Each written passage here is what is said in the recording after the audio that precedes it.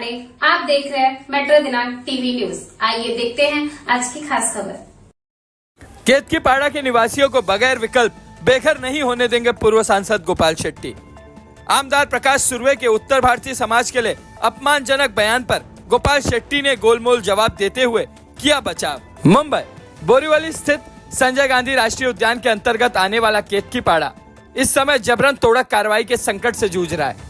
जहां महाराष्ट्र सरकार की कोई सीधी पहल नहीं है, वहीं कुछ आरटीआई कार्यकर्ताओं ने कोर्ट में सन 1995 और 2000 के झोपड़ा धारकों के हक को लेकर याचिका दायर की। इस पर कोर्ट ने वन संरक्षक जी मल्लिकार्जुन से जानकारी मांगी और वन विभाग ने कोर्ट के समक्ष यह रिपोर्ट पेश कर दी कि केतकीपाड़ा में रहने वाले लोग कमर्शियल उद्देश्य से दुकानें चला रहे हैं। इस रिपोर्ट के आधार पर अब वहां बसे लोगों पर बेघर होने का खतरा मंडरा रहा है। इस मामले में बीजेपी नेता और पूर्व सांसद गोपाल शेट्टी ने खुलकर वन विभाग की कार्यशैली पर सवाल उठाए हैं। उन्होंने स्पष्ट रूप से कहा कि जब तक इन लोगों को कोई दूसरा रहने का ठिकाना नहीं मिलेगा, तब तक किसी का घर नहीं टूटेगा। उन्होंने वन विभाग पर कोर्ट को गुमराह करने का आरोप लगाते हुए कहा कि वहाँ कोई बड़ी दुकान, शोरूम या मॉल नहीं है, बल्कि लोग अपने ही घर में रहने के साथ साथ रोजमर्रा की जरूरत की चीजें बेचते हैं। ऐसे में सेमी कमर्शियल दुकानों को कमर्शियल दिखाकर वन विभाग ने कोर्ट में झूठी रिपोर्ट पेश की है। गोपाल शेट्टी ने कहा कि केतकीपाड़ा के निवासी सरकार से किसी भी वैकल्पिक घर के लिए तैयार है, लेकिन जब सरकार ने कोई ठोस समाधान नहीं दिया तो ये लोग जाए कहां। उन्होंने तंज कसते हुए कहा कि कई मुख्यमंत्री आए और चले गए, लेकिन 25 सालों से यह लोग परेशान हैं। शेट्टी ने आगे यह भी कहा कि संजय गांधी राष्ट्रीय उद्यान में जानवरों की सुरक्षा के लिए सरकारें तत्पर रहती हैं, लेकिन उसी जमीन पर वर्षों से बसे इंसानों के लिए कोई संवेदनशीलता नहीं दिखाई जाती। उन्होंने कहा कि अगर इस वन विभाग की जमीन पर बसने वाले इंसानों के साथ अन्याय होगा तो मैं चुप नहीं बैठूंगा। उन्होंने प्रधानमंत्री नरेंद्र मोदी के 2015 में किए गए उस वादे को भी याद दिलाया, जिसमें सभी भारतवासियों को पक्का मकान दिलाने की बात कही गई थी। साथ ही वन विभाग पर निशाना साधते हुए कहा कि ये लोग बार बार कोर्ट के आदेश का हवाला देते हैं, लेकिन कोर्ट को ही गुमराह करते हैं। शेट्टी ने स्पष्ट कहा कि कानून संसद में बनता है, कोर्ट में नहीं। कोर्ट को उन कानूनों का पालन करना चाहिए जो संसद से पास होते हैं। गोपाल शेट्टी ने राष्ट्रपति द्रौपदी मुर्मू के राष्ट्रपति चुने जाने के बाद प्रधानमंत्री नरेंद्र मोदी द्वारा पार्लियामेंट में पास किए गए उस कानून का भी जिक्र किया, जिसमें स्पष्ट कहा गया था कि देश के किसी भी वन विभाग की जमीन पर रहने वालों को तब तक बेघर नहीं किया जाएगा जब तक उन्हें वैकल्पिक जगह नहीं दी जाती। उन्होंने कहा कि वह केतकीपाड़ा के लोगों के हक के लिए निजी सर्वे करवा रहे हैं, जिससे यह पता चलेगा कि यह जमीन वन विभाग की है या प्राइवेट। उन्होंने भरोसा दिलाया कि इस आधार पर वे वहां के लोगों की मदद के लिए हर संभव खड़े रहेंगे। इसी बीच महायुति गठबंधन के शिवसेना शिंदे गुट के आमदार प्रकाश दादा सुर्वे का एक विवादित बयान तेजी से वायरल हो रहा है। केतकीपाड़ा में नोटिस से परेशान लोगों को संबोधित करते हुए उन्होंने कहा था कि पीछे भैया का मकान, आगे भैया का दुकान। अब भैया का मकान और दुकान दोनों टूटेगा। बता दें कि महाराष्ट्र में अक्सर उत्तर भारतीयों के लिए भैया शब्द तिरस्कार पूर्ण तरीके से इस्तेमाल किया जाता है। ऐसे में सुर्वे का यह बयान उत्तर भारतीय समाज को लेकर एक भद्दी टिप्पणी के रूप में देखा जा रहा है। इस बयान से नाराज उत्तर भारतीय समाज में भारी आक्रोश है।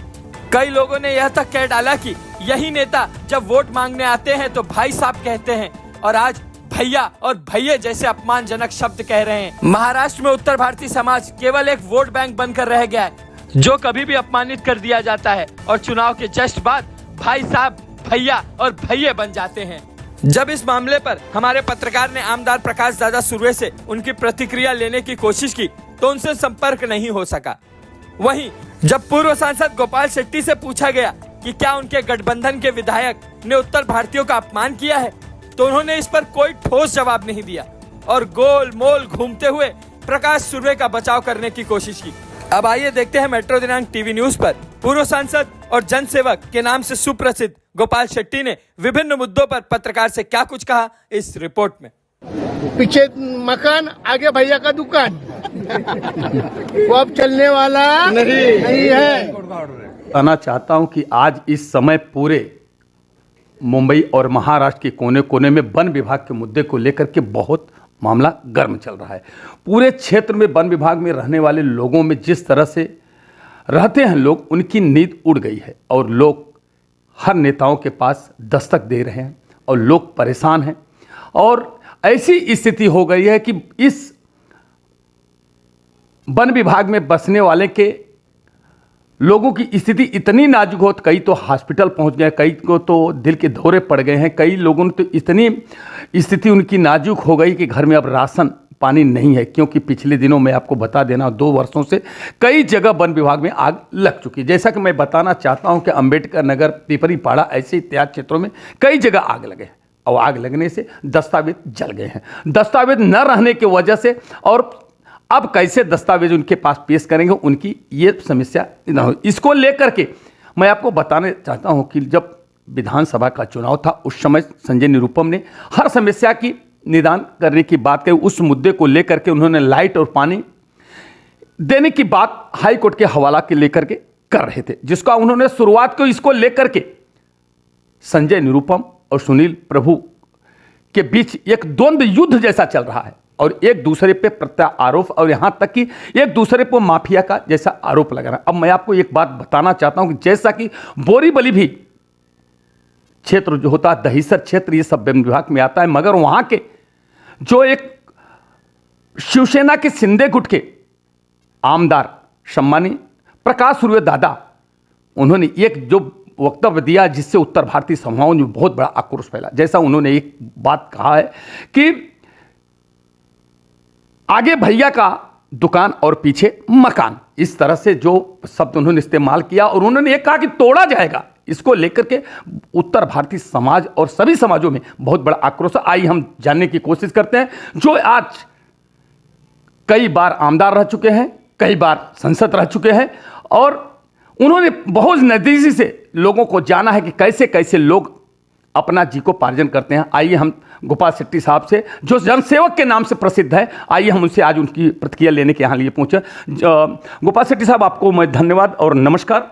सर, मैं पूछना चाहता हूं कि जो आपके महायुति की गठबंधन है, जो आपके सरकार है, शिंदे गुट से आपका सरकार बनी है, मगर आज उसी के आमदार प्रकाश दादा सूर्य ये कहते हैं कि आगे भैया की दुकान और पीछे मकान, उत्तर भारतीय समाज को अपमानित करने का उन्होंने काम किया है और यह भी दावा कर रहे हैं कि नहीं वो घर तोड़े जाएंगे, इसको कुछ भी करना था। इस तरह से आप क्या कुछ कहना चाहते हैं, आपकी इतनी राजनीतिक करियर में क्या कुछ बोलना चाहते हैं सर? ठीक है, अभी पूरा मेरा जो मुद्दा है उसको आप नॉन स्टॉप सुन लीजिए। मैं चाहूँगा कि ये झोपड़पट्टी का जो मुद्दा है वो गरीबों को न्याय देने के लिए हम काम करेंगे। इसमें कोई जातिवाद, मराठी भैया ये वो सब ना लाते हुए, भैया अगर उनके मुंह से निकला होगा तो मैं मानता हूँ कि भैया यानी भाई होता है, भाई होता है, ऐसा उस संदर्भ में मैं लेकर उसका जवाब देना चाहूँगा। मैं कुल मिलकर नेशनल पार्क, संजय गांधी राष्ट्रीय उद्यान हो या खेतकी पाड़ा के झोपड़पट्टी के संदर्भ में 1992 में नगर शौक बनने के बाद और उसके पहले से ही राम नाईक जी के साथ में जुड़ा हुआ हूँ, क्योंकि मैं झोपड़पट्टी से नेतृत्व कर रहा था तो मेरा एक नज़दीक का लगाव रहा है। 1997-98 के दरम्यान में जब ये तोड़फोड़ की कार्रवाई हुई थी तो मुझे अच्छी तरह से याद आ रहा है कि मलाड हाईवे पर हमारे विजय सिंह नाम के जो उन दिनों के कार्यकर्ता का हो, नेता का हो, वो आंदोलन करते थे। राम नाईक जी के साथ में लाठीचार्ज हो गया, पूरा हाईवे बंद करने का काम हुआ था पठानवाड़ी के वहाँ पर। तो मैं मेयरिन काउंसिल में डेप्यूटी मेयर होते हुए भी वहाँ पर आकर आंदोलन में पूरी रात जुड़ गया था। उसके बाद में जब कभी भी केतकी पाड़ा टूटने का बात आया तो हर समय मैं जाकर खड़ा हुआ वहाँ पर। इस बार भी जब ये कमर्शियल एंगल को लेकर दुकान को तोड़ने की बात आ रही है तो केतकी पाड़ा के लोग मुझे कोई संपर्क करने आए नहीं, क्योंकि लोगों का एक मेंटल सेटअप भी ये हुआ है, कभी गोपाल भाई तो सांसद नहीं है, अरे भाई मैं सेवक तो हूँ ना, मैं सेवा तो कर सकता हूँ, मेरा इतना लंबा अनुभव है और मैं दौड़ कर जाता हूँ। उसके बावजूद भी मैं, हमारे जिलाध्यक्ष गणेश खनकर और मैं काफ़ी लोग जाकर मल्लिकार्जुन को मिले, उनसे बातचीत मैंने किया और विषय को समझने का प्रयास भी किया। अब की बार जो हो रहा है कार्रवाई, या तो कार्रवाई होने का जो संकेत आया है वो सरकार के माध्यम से न आते हुए फिर एक बार आरटीआई एक्टिविस्ट जो है वो कोर्ट में गए और उन्होंने इस मुद्दे को वापस फिर ऊपर लाने का प्रयास किया। तो कोर्ट ने कुछ टिप्पणी की है। मैं मानता हूँ कि कोर्ट को सही मुद्दा उनके ध्यान में लाकर देने में जो वकील होते हैं वो नाकामयाब हुए होंगे, तब इस प्रकार की टिप्पणी आई है। आपकी जानकारी के लिए 1997 में जब सुप्रीम कोर्ट के आदेश के मुताबिक सब झोपड़पट्टी तोड़ने की बात आई थी, तब पहले चरण में कमर्शियल जितने भी एक्टिविटीज़ थे नेशनल पार्क में वो उन दिनों में तोड़ा गया। सरकार का मान्यता प्राप्त फैक्ट्री वहाँ पर जो चलती थी वो भी उन दिनों में तोड़ा गया था। अब ये केतकीपाड़ा हो या तो फिर गोरेगांव के परिसर में जो भी कमर्शियल है, ये सेमी कमर्शियल है। इसको सेमी कमर्शियल के नीचे भी आप जा सकते हो, जहाँ पर रेसिडेंस है, जहाँ पर लोग रहते हैं, लोगों को जो खान पान की व्यवस्था लगती है वो बेचने का काम, उसको आप कमर्शियल भी कह सकते हो या तो उसको कोई दूसरा नाम भी दे सकते हो। लेकिन कोर्ट में इसको कमर्शियल का नाम देकर ये हलचल पैदा करने का काम किया है। मैं मानता हूँ कि सरासर गलत हुआ है, और जहाँ तक मैं हूँ तो मैं अपने माध्यम से प्रयास करके इसको बचाने का पूरा प्रयास करूँगा। और मैं आपकी जानकारी के लिए भी बताना चाहूँगा कि सुप्रीम कोर्ट ने भी कहा था केतकीपाड़ा का जो विषय है वो पूरा एक अलग विषय है। जहाँ तक मेरा अनुभव और मेरा जो ज्ञान प्राप्त इसके विषय के बारे में है, केतकीपाड़ा पूरा प्राइवेट लैंड पे है और नेशनल पार्क का जो सर्वे नंबर है उससे बाहर है। ऐसा उन दिनों में भी सरकार के ध्यान में लाकर देने का काम हुआ था और फिर उसके बाद में भी हुआ। लेकिन कोर्ट ने भी हमेशा ये कहा कि आप सर्वे कर लो। अब सर्वे कोई ना कोई कारण से प्राइवेट आदमी तो कर नहीं सकता है, सरकार का काम है सर्वे करना। अगर केतकीपाड़ा भी संजय गांधी राष्ट्रीय उद्यान में आता है तो आता है, फिर सबको पर्याय जगह देकर शिफ्ट करना ये सरकार का काम है। अब इतने साल हो गए, 27 साल हो गए, सरकारें बहुत 2-3 कांग्रेस राष्ट्रवादी की सरकार आ गई, बीच में हमारी सरकार भी आ गई, फिर वापस कांग्रेस महाविकास आघाड़ी की सरकार आ गई, अब हमारी सरकार वापस है। इसलिए टोटली सरकार के बारे में अगर मैं बात कहूँगा तो ये सरकार का काम है सबको पर्याय जगह देकर शिफ्ट कर देना, लेकिन कोई कारण से हो नहीं रहा है। चांदीवली में 5000 घर बनने का काम भी दे दिया गया, काम शुरू भी हो गया, लेकिन फिर वापस केंद्र सरकार का एनवायरनमेंट का मुद्दा आ गया, हाइट रिस्ट्रिक्शन का, एविएशन का आ गया, फिर वो काम बंद पड़ा है तो अभी भी बंद ही पड़ा है। अब सरकार की कुछ मजबूरियाँ है, वो हो नहीं पा रहा है। लोग इसमें क्या करेंगे? लोग तो अब यहाँ से जाने के लिए तैयार है, सरकार ने उनको घर देकर निकाल देना चाहिए। ये एक मुद्दा हो गया। दूसरा मुद्दा मैं आपके ध्यान में लाना चाहूँगा, जब देश की सम्मान्य राष्ट्रपति मुर्मू जी बनी तब देश के प्रधानमंत्री ने पार्लियामेंट में कानून बनाया कि जब तक वन विभाग, सारी संजय गांधी के नहीं, पूरे देश भर के वन में रहने वाले लोगों को जब तक पर्यायी जगह नहीं दी जाती है तब तक किसी को भी नहीं निकाला जाएगा, ये कोर्ट ने कहा है। अब जो सुपर बुद्धिमान लोग कहेंगे कि नेशनल संजय गांधी राष्ट्रीय उद्यान का मुद्दा पहला आया था वो तो कोर्ट का ऑर्डर हो गया है, तो मैं बहुत जवाबदारी के साथ में कहना चाहता हूँ, पार्लियामेंट कोर्ट से ऊपर है। कोर्ट को भी अपना एक अधिकार है, अपना एक दायित्व है, लेकिन पार्लियामेंट में जब कानून बनता है तो उस कानून का पालन करना है सुप्रीम कोर्ट का, हाई कोर्ट का, सभी कोर्टों का काम है, न्यायालय का काम है इन जनरल अगर मैं कहूँगा। तो कानून बन गया है। ये कानून बनने के पहले भी 97 के 95 के ऑर्डर में भी ये कहा गया कि इनको पर्याय जगह देकर शिफ्ट कर लो। अब सरकार शिफ्ट नहीं करती है, हजारों लोग वहाँ पर रहते हैं, तो खान पान की सुविधा तो लोगों को मिलना चाहिए, बच्चों को चॉकलेट मिलना चाहिए, किराना का सामान मिलना चाहिए। तो केतकीपाड़ा में कोई बाहर के लोग तो खरीद करने के लिए जाते ही नहीं ना, केतकीपाड़ा में केतकीपाड़ा के लोग ही रहते हैं। गोरेगांव में भी समझो होगा, आर्य कॉलोनी के परिसर में, तो वहाँ पर भी जो लोग रहते हैं उनको जो दैनंदिन सामान लगता है वही खरीदने के लिए जाते हैं, वही बेचा जाता है। कमर्शियल कोई मैन्युफैक्चरिंग यूनिट वहाँ पर नहीं है। अब ये न्यायालय के सामने लाकर देना चाहिए था, कोई कारण से हुआ नहीं है, तो ये हम लाकर देने का प्रयास करेंगे। देश के प्रधानमंत्री ने 2015 में वापस हाउसेस टू ऑल, सबको हक्का पक्का घर देने का कानून बनाया। यानी जितने भी कानून बने हैं वो सबको पर्याय जगह देने का कानून बना है। ऐसे जगह पे मैं आपको बहुत जवाबदारी से कहना चाहता हूँ, जब तक केतकीपाड़ा के लोगों को पर्याय जगह न दी जाएगी तब तक किसी का भी घर तोड़ा नहीं जाएगा। प्रकाश सुरवे जी का जो स्टेटमेंट भी मैंने देखा, वो आने के बाद में कुछ लोग दुकान के सामने दीवार डालने लग गए। मैं मानता हूँ कि इतना कोर्ट का, न्यायालय का हम सम्मान करेंगे, कोर्ट का पूरा सम्मान करना चाहिए, उसमें कोई दुमत नहीं है। मगर जब आपके ही आमदार बोल रहे हैं तब डाल रहे हैं। नहीं, आप आमदार को इसमें बाजू में रख दीजिए। मैं आमदार का सवाल का जवाब देने के लिए बैठा नहीं हूँ यहाँ पर, मैं लोगों का हित का रक्षण करने के लिए बैठा हूँ। मैं मानता हूँ कि कभी कभी सही बातें कोर्ट के सामने न लाकर देना ये भी एक गलत है। वो गलती जिससे भी होती है वो उन्होंने सुधारना चाहिए। कोर्ट तो अपना काम करती है ना, कायदे के हिसाब से वो जजमेंट देने का काम वो करते हैं, तो ये बिल्कुल नहीं होना चाहिए मैं कहूँगा। मैं अंतिम बात ये कहना चाहूँगा, मैं जानवर है ना, जानवर, जी सर, जानवरों का भी हिफाजत करने का काम कानून और सरकार के माध्यम से किया जा रहा है। ऐसे समय पर जो मानवीय जीव है, जानवरों का भी सम्मान होना चाहिए, लेकिन साथ साथ में मानवीय जीव को सर्वश्रेष्ठ जीव माना गया है। और ऐसे सर्वश्रेष्ठ जीव के ऊपर अगर कोई भी कानून के खिलाफ कार्रवाई होती होगी तो ये जनसेवक गोपाल शेट्टी हर बार उनके मदद के लिए दौड़ेगा। पहला भी दौड़ा हूँ, अभी भी मैं दौड़ूंगा। अभी सिर्फ मैं केतीपाड़ा में इसलिए नहीं जा रहा हूँ कि मेरे जाने के बाद में कुछ नया वहाँ खड़ा हुआ तो फिर सारा ठिकरा मेरे पर फोड़े जाएंगे, इसके लिए मैं वहाँ जा नहीं रहा हूँ। लेकिन आवश्यकता पड़ेगी तो वहाँ भी जाऊँगा, लेकिन वहाँ ना जाते हुए मुझे जो भी करना है वो मैं कर रहा हूँ। मैं प्राइवेट सर्वे का काम भी 4 दिन से मैंने शुरू किया है। वो प्राइवेट सर्वे होते ही पता चल जाएगा केतीपाड़ा संजय गांधी राष्ट्रीय उद्यान में आता है कि नहीं आता है। अगर नहीं आता है तो 100% हम सेफ हो जाएंगे। फिर वहाँ पर SRA का स्कीम करके लोगों को घर देने की व्यवस्था करेंगे। अगर आता भी है तो लोगों को चिंता करने की कोई आवश्यकता नहीं है। किसी का घर तोड़ा नहीं जाएगा पर्याय जगह दिए बगैर, और किसी का दुकान भी, जो छोटे दुकान है जो लोगों को ज़रूरत को पूरे करते हैं, मैन्युफैक्चरिंग यूनिट नहीं है, ऐसे लोगों को भी मदद करने का काम मैं करूँगा।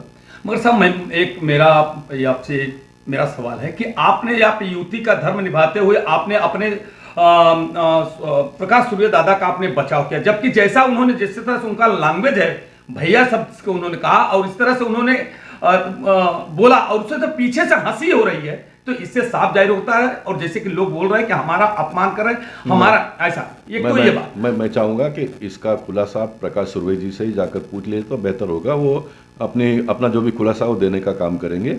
और मैं मानता हूँ कि अगर समझो गलती से इस प्रकार का कोई वक्तव्य उनके मुंह से निकल भी गया होगा तो हम उसको इशू ना बनाते हुए हम लोगों को न्याय कैसा मिले उसका हम प्रयास करेंगे सब लोग मिलकर। अच्छा, जैसा कि मेरा ये सवाल है सर कि जैसा कि आप इतने वर्षों से, अब ये चाहे किसी की सरकार, चाहे आपकी युति हो, चाहे कितने मुख्यमंत्री आए और गए, ये सरकार के सिस्टम का काम है कि उसको उस पर गंभीरता से लेना चाहिए और लोगों को शिफ्ट करना है। अगर शिफ्ट कर दिया गया होता, आज जिस तरह से चोरी का पानी, चोरी का लाइट माफिया लोग जिस तरह से बेचा जा रहा है, जिसकी यूनिटी कि वो 7 यूनिट है उसको 30-30 रुपए की यूनिट में बेचा जा रहा है, जिसको लेकर के संजय निरूपण और सुनील प्रभु में किसकी लड़ाई चल रही है कि वो माफिया। तो ये कहीं ना कहीं जानदार गरीबों को लूटा जा रहा है कि नहीं? मैं मानता हूँ सरकार का जो भी कमियां खामियां होगी उसके बारे में हम चर्चा करेंगे, लेकिन क्या आपको ये लगता है नहीं कि इसमें कमियां और खामियां जो लोग रहते हैं उनका भी है, मेरा भी है, मीडिया करके आपका भी है। हम लोग मुद्दे को उसी समय छूते हैं जब मुद्दा गर्मा जाता है। मुद्दा एक बार ठंडा हो गया फिर सब लोग शांत बैठ जाते हैं। मैं आपके प्रश्न का जवाब इस तरह से देना चाहूँगा कि ये जो लाइट का चोरी किया जाता है, ब्लैकमेलिंग किया जाता है, अधिक पैसा लिया जाता है, पानी ऊंचे दामों में बेचा जाता है, ये हमारे लोकशाही के लिए एक शर्म की बात है। एक जनप्रतिनिधि के नाते मेरे लिए भी शर्म की बात है। लेकिन मैं जनप्रतिनिधि होते हुए भी आप कहेंगे कि आप क्यों नहीं बार बार वहां पर गए। देखो इतना बड़ा परिसर, इतना बड़ा परिसर का काम करना होता है, पार्लियामेंट में जाना होता था, यहाँ पर लोगों का काम करना होता है, ऑफिस में बैठकर कार्यक्रमों में जाना होता है, सब होता है। मेरा ये कहना है कि जिनका काम है उन्होंने लगातार पीछे पड़कर इसको कर लेना चाहिए था। इसलिए जो रहते उनकी भी कमजोरी रही है। जनप्रतिनिधि के नाते मेरा भी, बाकी सारे लोगों का मैं कहूँगा नहीं, मेरा भी रहा है ये मैं कहूँगा। इसलिए तो मैं आज भी लगा हुआ ना, मैंने छोड़ तो नहीं दिया। मैं ये तो नहीं कह रहा हूँ ना कि मैं भी जनप्रतिनिधि नहीं हूँ, मेरे पास कोई पावर नहीं है। पावर सबके पास है, पावर को उपयोग करने को आना चाहिए। तो मैं आज जनप्रतिनिधि नहीं भी हूँ तो जनप्रतिनिधि जो है उनसे अधिक ताकत से लड़कर ये सारे लोगों के ऊपर किसी भी प्रकार का अन्याय न हो उसकी रक्षा करूँगा। लेकिन साथ साथ में 2011 के बाद के जो भी घर है उसको ताबड़तोड़ तोड़ना चाहिए, तोड़ा जाएगा, ये भी मैं कहना चाहता हूँ। मगर साहब ये आपके ऊपर एक गंभीर आरोप जैसे कांदीवली में, बोरीवली में जिस क्षेत्र जो आपका लोकसभा क्षेत्र आता था, विधानसभा विधायक भी रह चुके हैं, वो अब लगा रहा कि जिस समय विधायक थे, जिस समय खासदार थे, कोई भी मुद्दा आता था वन विभाग का तो सबसे पहले अग्रेसिव हो जाते थे। मगर अब आमदार भी नहीं, अब खासदार भी नहीं, इसलिए अब क्या, अब क्योंकि पार्टी का दबाव है या खुद वो निष्क्रिय हो गए हैं या किस तरह से क्यों आप नहीं जा रहे हैं? देखिए मेरी बात सुनिए, कोई पार्टी का दबाव नहीं है। उल्टा पार्टी के लोग, देवेंद्र फडणवीस जी मेरे मुख्यमंत्री, तो मैं काम करता हूँ तो खुश हो जाएंगे, गोपाल भाई आज भी काम करते हैं करके। इसलिए पार्टी का कोई दबाव नहीं होता। मेरा ही पार्टी नहीं, बाकी का कोई भी इस प्रकार के काम में कोई दबाव होता नहीं है। और दूसरा जो आपने बताया कि आप क्यों नहीं गए, मैं गया हूँ। मैं बोल रहा हूँ ना कि मैंने चिट्ठियाँ लिखी है, मैंने वर्तमान पत्र में छपकर आया है, मैं मल्लिकार्जुन को जाकर उनके ऑफिस में मिलकर आया, लोग उसके बाद में मेरे ऑफिस में आए, मैंने उनके साथ में बातचीत की है, मैंने प्राइवेट सर्वे चालू कर दिया है। मैं ये कह रहा हूँ ना, और ज़रूरत पड़ा तो मैं वापस कोर्ट में भी जाऊँगा। लोग आए ना आए, मैं अपने दम पर करूँगा। देखिए मेरी जवाबदारी है, मेरी जवाबदारी है। मैं आपको बहुत बड़ी बात बताता हूँ, आज मैं एमपी नहीं हूँ, लेकिन मुझे 35,000 रुपये पेंशन अभी भी मिल रहा है। मगर सर मिल रहा है, अब और ना भी मिले तो भी मैं करूँगा, क्योंकि ये मेरा पिंड है। क्योंकि आपको यही जनता ने कई बार नगर सेवक बनाया, विधायक बनाया, लोकसभा में भेजा, और सबसे बड़ी आस है उनका, बड़ी आस है, उन्होंने इतनी उम्मीद जताया कि जनसेवक होने के बावजूद भी ये तो आगे क्या ये आपकी भूमिका रहेगी, क्या आगे आप जाएंगे क्या? मैं एक ही लाइन में बताना चाहता हूँ कि मैं लोगों का जो आस है, लोगों का जो विश्वास है, लोगों का जो श्रद्धा है मुझ पर, उस पर खरा उतरने का काम करूँगा। मैं फिर एक बार कहूँगा कि किसी के भी ऊपर अन्याय नहीं होने दूंगा। किसी के ऊपर मैं जब कह रहा हूँ तो 2011 तक का जो सरकार का कानून है वहाँ तक के लोगों का, उसके बाद के लोगों का तो बिल्कुल नहीं होगा। अभी 2-3 दिन बाद बुलडोजर चलने वाला ऐसा सूचना हो रही, लोग बहुत भयभीत हो गए, डर गए। तो क्या अगर बुलडोजर चलेगा तो क्या आप वहाँ पे जाएंगे क्या? जरूर जाऊँगा। मैं कह रहा हूँ कि कोई बुलडोजर चलेगा नहीं, जहाँ तक मेरा इनर फीलिंग जो है वो मैं कह रहा हूँ, बुलडोजर नहीं चलेगा। अगर चलता भी है तो सबसे पहले लोगों ने उतरना चाहिए, उसके साथ में हम भी उतरेंगे। नहीं तो मैं जाकर कोई सरकारी बुलाएंगे तो जाएंगे, सरकार बुलाए बिगर भी जाऊंगा। बुलाना क्या होता है, बुलाए बिगर भी जाऊंगा। लेकिन जो जिनका सबसे प्रथम कर्तव्य है उन्होंने रास्ते पर आना चाहिए। अब ये इतना डर कर आप दीवार डाल रहे हो, क्यों दीवार डाल रहे हो भैया, क्यों दीवार डाल रहे हो? आपका ही आमदार ने बोल दिया ना, तो सब लोग ठीक है ना। देखिए जब एक विषय गर्म होता है तब दिमाग में जो आता है वो कार्रवाई करते हैं लोग। इसलिए उन्होंने एक बात कही थी, इसलिए उस बात को ही हम पकड़ कर चलेंगे तो फिर लोगों को न्याय नहीं मिलेगा। इसलिए मैंने कहा कि प्रकाश दादा सुर्वे जी ने क्या कहा उसको आप बाजू में रख दीजिए, आप और हम दोनों मिलकर हमारा जो कर्तव्य है उसको निभाने का काम करेंगे ताकि लोगों को न्याय मिले।